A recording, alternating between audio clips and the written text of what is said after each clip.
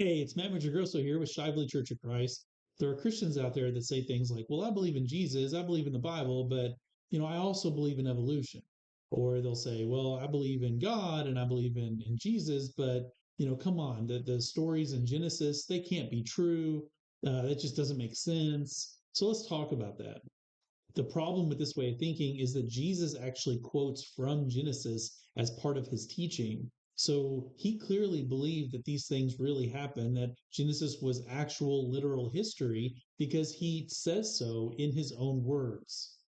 Now, this creates kind of a problem because it means that either Genesis is true or Jesus is a liar. Over in Matthew chapter 19, verses 4, Jesus says, haven't you read? He replied, that at the beginning the Creator made them male and female. Another example over in Matthew 24, verse 37, it says, as it was in the days of Noah, so it will be at the coming of the Son of Man. Over in Matthew 12, verses 40, it says, Jonah was 3 days and 3 nights in the stomach of a big fish. Jesus even refers in Matthew chapter 12 to the Queen of the South, referring to the Queen of Sheba that visited Solomon. So if Genesis is not true, then that means Jesus is a fraud and a liar. If you accept Jesus and his teachings, then you have to accept Genesis. And to reject Genesis is to reject Christ.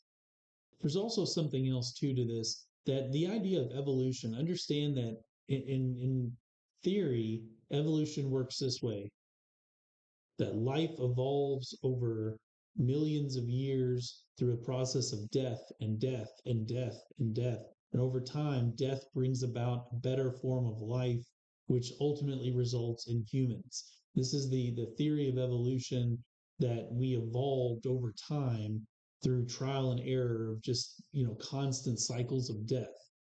This is in complete opposition to what the Bible actually teaches, which is that first came life, that man was created in the image of God, and then through sin, death entered creation.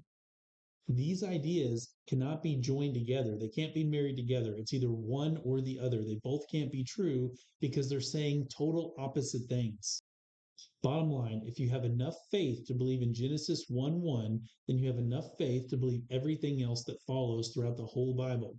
And as a Christian, you should believe every word of it. It's either all true or none of it is because of Jesus' own words.